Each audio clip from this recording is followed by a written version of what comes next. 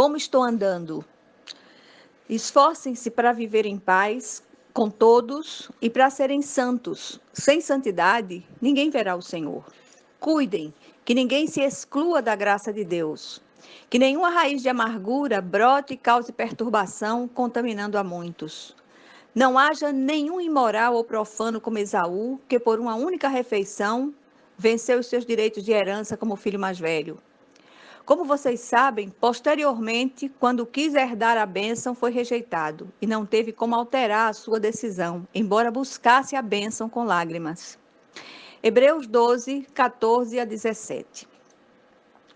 Será que o nosso andar tem testificado através da paz e da santidade de vida que somos de Cristo? O texto lido aponta para alguns imperativos na vida cristã, os quais precisam ser observados por aqueles que foram regenerados pela ação do Espírito Santo de Deus. E aqueles que foram verdadeiramente regenerados têm a rota da vida mudada e se deixam ministrar pelo Senhor cada vez que tendem a fazer algo que entristece o Espírito Santo. Em alguns veículos de empresas, é comum encontrarmos uma pequena placa com uma inscrição com a seguinte pergunta: como estou dirigindo? Em seguida, há um número de telefone para contato. Os cristãos deveriam ter uma placa assim. Mas pensando bem, eu acho que esta placa já existe, embora seja visível ao olho sobrenatural. Somos observados por homens e por anjos, eleitos e caídos. Atentemos para isto. É tempo de pararmos e lançarmos um olhar sobre a nossa vida, as nossas vidas.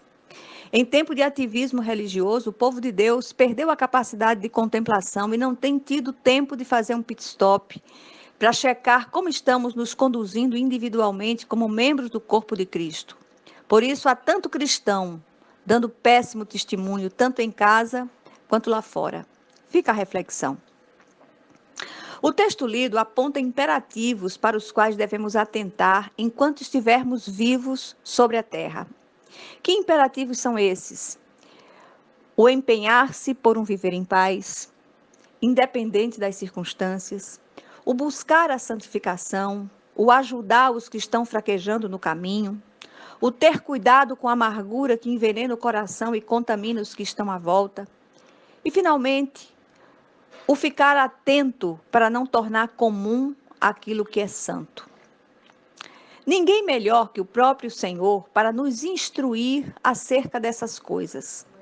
O que a palavra nos diz acerca desses imperativos? São muitos os textos, mas separamos apenas alguns nos quais o Espírito Santo instrui através de vários instrumentos.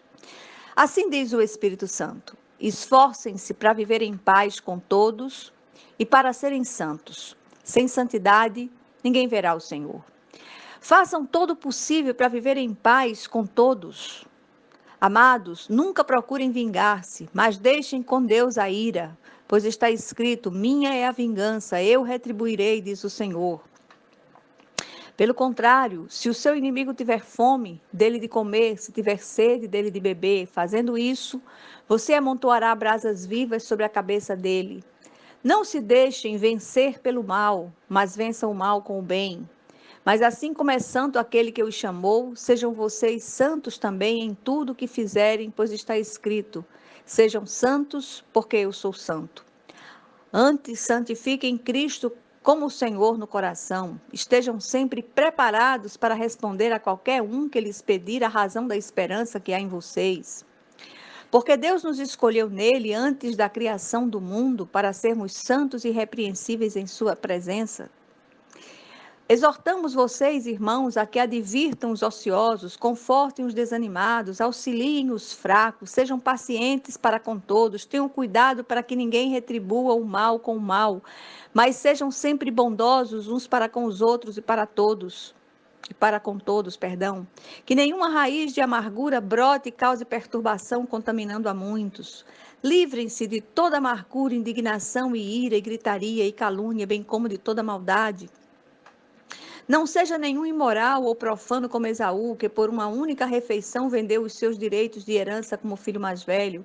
Como vocês sabem, posteriormente, quando quis herdar a bênção, foi rejeitado e não teve como alterar a sua decisão, embora buscasse a bênção com lágrimas. Cremos que já dá para termos uma ideia da vontade do Senhor quanto ao nosso testemunho pessoal. O que o texto lido lá no início nos ensina? O texto nos ensina um viver relacional com o Senhor que produz um testemunho visível. A paz no coração do crente, mesmo em meio às turbulências da vida, é sinal do agir de Deus em seu coração. Por isso, o crente em Jesus deve empenhar-se por viver em paz com todos, e isto passa pelo domínio próprio. Andar com o Senhor sob a direção do Espírito Santo é um andar em santidade, separado do padrão mundano. Somos fortalecidos para amparar os fracos na fé. É nossa responsabilidade ouvi-los e acolhê-los. Precisamos nos empenhar para afastar de nós toda amargura e ira e gritaria, como convém a santos, e finalmente ficar atentos para não tornar aquilo que é santo comum, como fez Esaú. Para o cristão não existe vida secular e espiritual, tudo é santificado no Senhor. O que realmente existe é vida transformada pelo Espírito Santo de Deus, pelo menos é o que deve existir, a menos que a pessoa não tenha sido verdadeiramente alcançada e regenerada pela ação do Espírito Santo de Deus. Pensemos sobre estas coisas e busquemos a santidade de vida, um andar separado do padrão do mundo, em nome de Jesus. Amém.